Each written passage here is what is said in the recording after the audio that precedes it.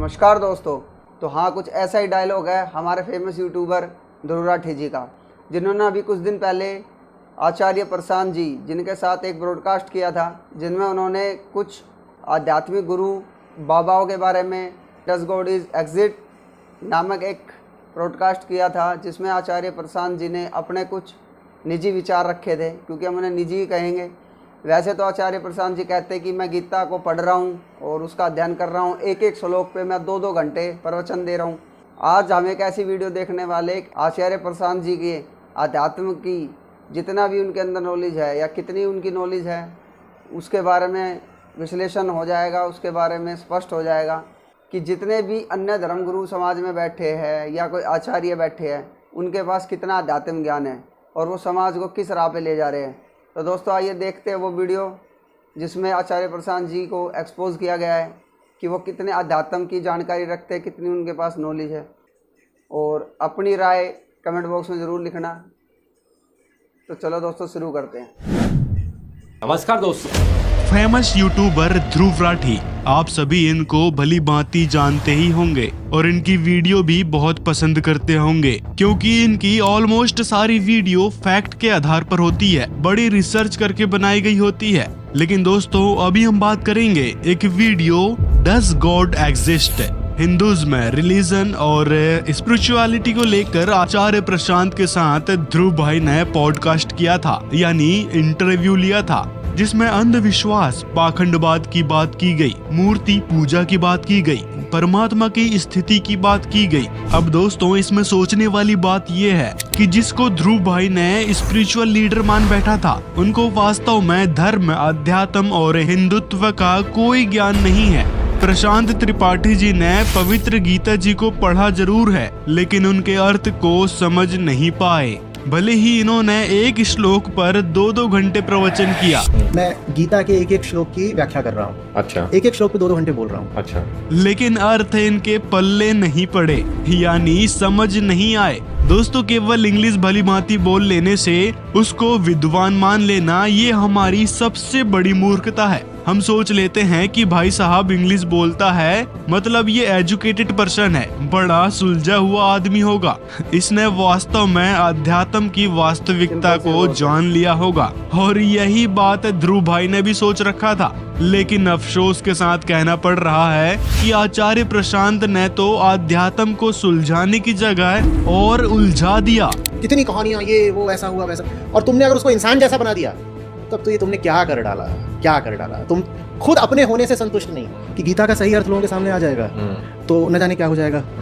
श्रीमद् भागवत गीता का नाम लेकर उसके खिलाफ ही बोलना शुरू कर दिया। कहने का मतलब है कि पवित्र गीता में लिखे अर्थों को नहीं समझ सके। उसका कारण भी पवित्र गीता में ही बताया गया है। गीता अध्याय 4 श्लोक 34 में श्री कृष्ण जी ने तत्वदर्शी संत की तरफ इशारा किया है कि वो ही परमात्मा की जानकारी और सदग्रंथों का सार बताएंगे। और आचार्य प्रशांत जी केवल इंग्लिश के विद्वान हैं, ना कि आध्यात्मिक मार्ग के। और ये बात मैं क्यों कह रहा हूँ, इसकी बात हम आगे इसी वीडियो में करेंगे।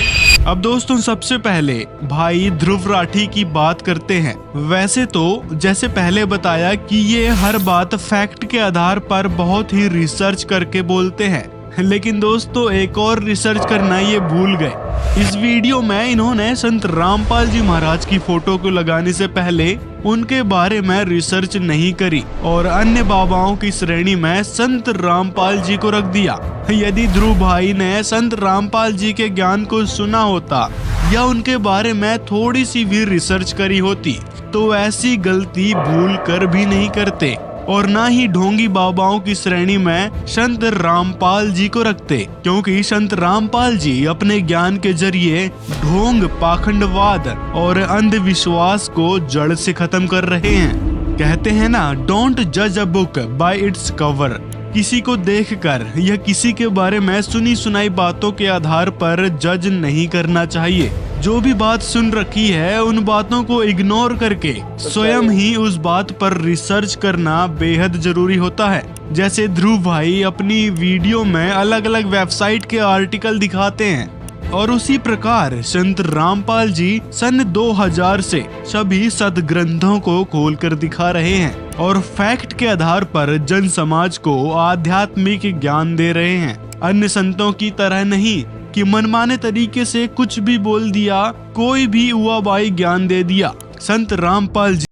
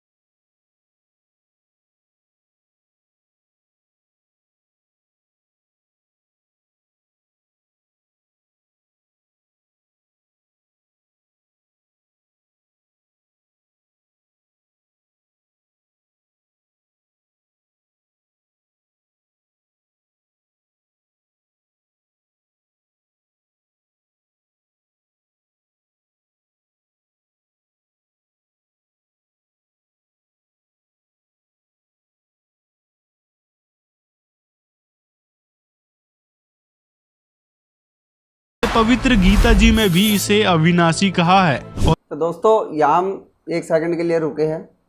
ये जो ज्ञान है ना, आत्मा परमात्मा का अंश है, ये तो उन नकली धर्मगुरुओं को भी पता है जिन्होंने कभी अपने सत्संग खोल के भी नहीं देखे। ये तो कोई भी एक बच्चा तक जानता है कि आत्मा परमात्मा का अंश है। आचार्य प्रशांत तो उनके बराबर भी नहीं है इस ज्ञान में। आध्यात्म ज्ञान तो छोड़ो, नॉर्मल ज्ञान में भी नहीं है बराबर। तो चलो अब कंटिन्यू करते हैं आगे। और गीता अध्याय 15 श्लोक 17 में उस अविनाशी परमेश्वर परमात्मा को अलग बताया गया है। और इतनी सी बात है, इस आचार्य को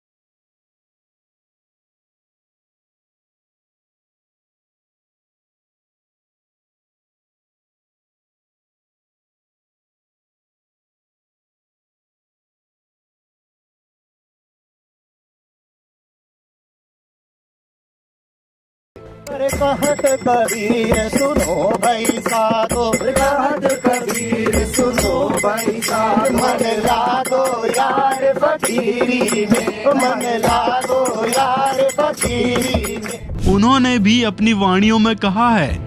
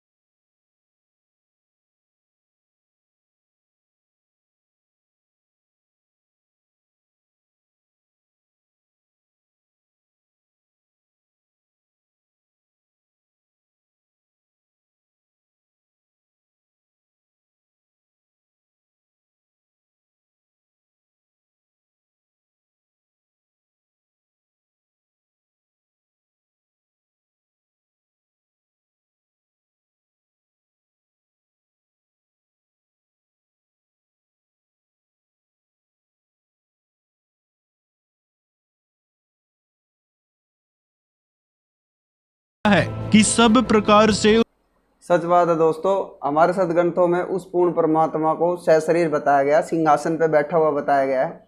और वो परमात्मा हमारे जैसा ही है दिखने में, लेकिन परमात्मा सब कुछ कर सकता है।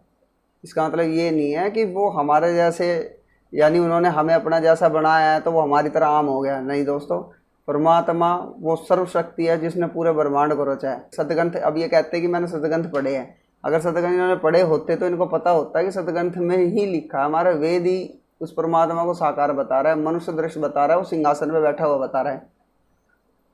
ये है इनका ज्ञान।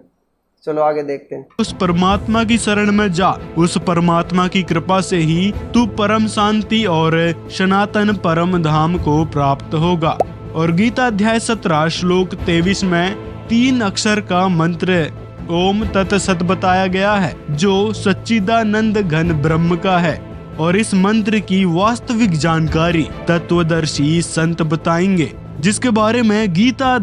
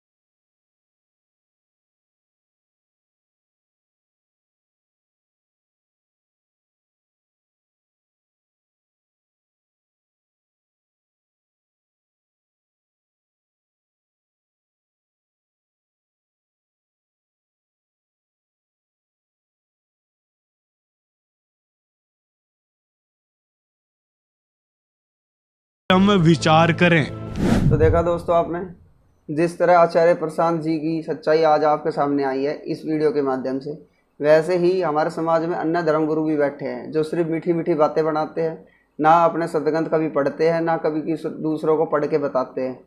तो दोस्तों ऐसे ही नकली संतों से बच के रहे। अपना मनुष्य जो जन्म आपको मिला है, जो अनमोल शरीर मिला है, उसको ऐसे ना गवाए। हम भी आपसे निवेदन करते हैं कि संत रामपाल जी महाराज जी के सत्संग बिल्कुल निस्वार्थ भाव से सुन के देखें, अपने शास्त्र ग्रंथों में प्रमाण देखें, अपनी आंखों से देखें, खुद पढ़े, क्योंकि जो परमात्मा ने हमें शिक्षा दी है ये आज के समय के लिए ही दी है। क्योंकि हमारे सदग्रंथ भी प्रमाण करते हैं इन चीज़ों को कि वो परमात्मा साकार है। उसको पाने की विधि तत्वदर्शी संत बताएगा। गीता अध्याय 4 श्लोक 34 जो हमने इस वीडियो में भी देखा और हमारी भगवद गीता के अंदर भी स्पष्ट लिखा है। तो दोस्तों वीडियो आपको थोड़ी सी पसंद आई हो तो लाइक करना और चैनल को सब्सक्राइब जरूर करना। मिलते हैं एक और नई रिएक्शन वीडियो के साथ, तब तक के लिए धन्यवाद।